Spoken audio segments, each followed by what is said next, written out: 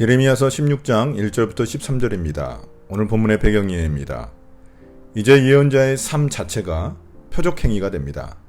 하나님은 예레미야에게 결혼하지도 말고 자녀를 두지도 말라고 말씀하십니다. 또한 장례식에도 참여하지 못하게 하십니다. 잔치집에도 가지 못하게 하십니다. 심판의 때가 되면 그 모든 일상들이 사라질 것이기 때문입니다.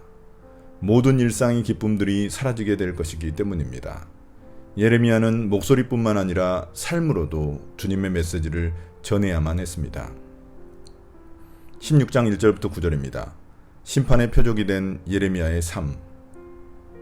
주님께서 나에게 말씀하셨다. 너는 이곳에서 아내를 맡거나 아들이나 딸을 낳거나 하지 말아라. 나 주가 이곳에서 태어날 아들딸과 이 땅에서 아들딸을 임신할 어머니들과 아들딸을 낳을 아버지들이 어떻게 될 것인지를 말하여 주겠다. 사람들이 혹독한 질병으로 죽을지라도 울어줄 사람도 없고 묻어줄 사람도 없어서 죽은 사람들은 땅 위에 뒹구는 거름덩이처럼 될 것이다. 전쟁에서 죽거나 굶주려서 죽은 사람들의 시체는 공중의 새와 들짐승의 먹이가 될 것이다. 그렇다. 나 주가 말한다. 너는 초상집에 가지 말아라. 가서 곡하지도 말고 유가족을 위로하여 주지도 말아라. 이것은 내가 이 백성에게 베푼 평화와 사랑과 자비를 다시 거두어 드렸기 때문이다. 나 주의 말이다. 이 땅에서는 높은 사람이나 낮은 사람이나 다 죽을 것이다. 그러나 그들을 묻어줄 사람도 없고 그들의 죽음을 곡하여 줄 사람도 없고 그들이 죽어서 슬프다고 자신의 몸에 상처를 내거나 머리를 밀어 애도할 사람도 없을 것이다. 그때에는 죽은 사람의 유가족을 위로하려고 그들과 함께 음식을 나누는 사람도 없을 것이며 친부모를 잃은 사람에게도 위로의 잔을 건넬 사람이 없을 것이다. 너는 사람들이 함께 앉아서 먹고 마시는 잔치집에도 들어가지 말아라. 나 만군의 주 이스라엘의 하나님이 말한다.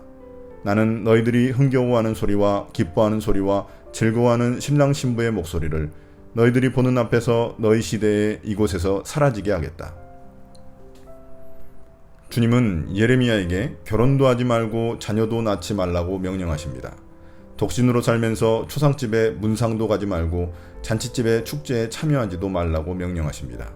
결혼식, 장례식, 잔치집 같은 가장 기본적인 사회적 활동이 금지된 것입니다. 예언자는 자신의 삶을 통해 유다 백성들이 맞이할 비참한 운명을 보여주려는 것입니다. 아내와 자식이 없어 미래가 없는 예레미야의 삶은 유다의 파국적 미래를 보여줍니다. 멸망의 때가 되면 결혼하여 가정을 이루고 자식을 낳는 평범한 일상이 사라지게 될 것입니다.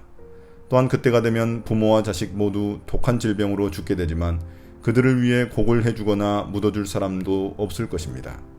그 죽은 시체들도 모두 짐승들의 먹이가 될 것입니다. 또한 예레미야가 잔치집에 참여하는 것도 금지됩니다. 멸망의 때가 되면 잔치집에서 흥겨워하는 소리와 신랑 신부의 음성도 모두 사라질 것이기 때문입니다. 유다가 이러한 절망적 상황에 놓이게 된 것은 하나님께서 유다의 생존과 번영을 가능하게 해주었던 은총을 거두시기 때문입니다. 16장 10절부터 13절입니다. 심판의 원인. 그러나 내가 이 백성에게 이 모든 말을 전달하면 그들이 너에게 묻기를 무엇 때문에 주님께서 이토록 무서운 재앙을 모두 우리에게 선포하시는가? 우리가 주 우리의 하나님께 무슨 죄를 짓고 무슨 잘못을 저질렀단 말인가 하고 물을 것이다. 그러면 너는 이렇게 대답하여라. 나 주의 말이다. 너희 조상이 나를 버리고 다른 신들을 쫓아가서 그들을 섬기며 경배하였다. 너희 조상이 나를 버리고 내 율법을 지키지 않았다. 그런데 너희는 너희 조상들보다도 더 악한 일을 하였다. 너희는 각자 자신의 악한 마음에서 나오는 고집대로 살아가며 내 명령을 따라 순종하지 않았다. 그러므로 내가 너희를 이 땅에서 쫓아내어 너희가 알지 못하는 땅, 너희 조상도 알지 못하던 땅에 이르게 하겠다. 그러면 너희가 거기에서 낮이나 밤이나 다른 신들을 섬길 것이며 나는 너희에게 다시는 긍휼을 베풀지 않을 것이다. 이러한 예레미야의 표적행위에 백성들이 어떻게 반응할지 알려주십니다. 백성들은 재앙을 초래한 자신들의 잘못이 무엇인지 예레미야에게 물을 것입니다. 예레미야의 선포를 보고 들은 후에도 그들은 자신들의 죄를 깨닫지 못하는 것입니다. 너무 오랫동안 죄에 빠져 있어 죄를 죄로 인식하지 못할 정도로 무감각해진 것입니다. 이에 대해 예레미야는 하나님이 알려주신 그들의 죄를 지적해야 합니다. 백성들은 조상 때부터 우상을 섬기고 경배하며 주님을 버리고 율법을 지키지 않았습니다. 지금의 백성들은 그들의 조상보다 더한 악을 행하였습니다. 그들은 자신들의 고집대로 살아가며 주님의 말씀에 순종하지 않았습니다. 그러므로 그들은 자신의 땅에서 쫓겨나 이방 나라로 사로잡혀가게 될 것입니다. 그 땅에서 자신들이 그토록 좋아하고 섬기던 이방 신들을 섬기게 될 것입니다. 우상 숭배의 죄를 범한 자들에게 우상 숭배의 벌이 주어지는 것입니다. 주님은 더 이상 긍휼을 베풀지 않으실 것입니다. 오늘의 묵상 포인트입니다. 첫 번째, 하나님은 어떤 분입니까? 하나님의 심판은 일상의 기쁨을 빼앗는 것입니다.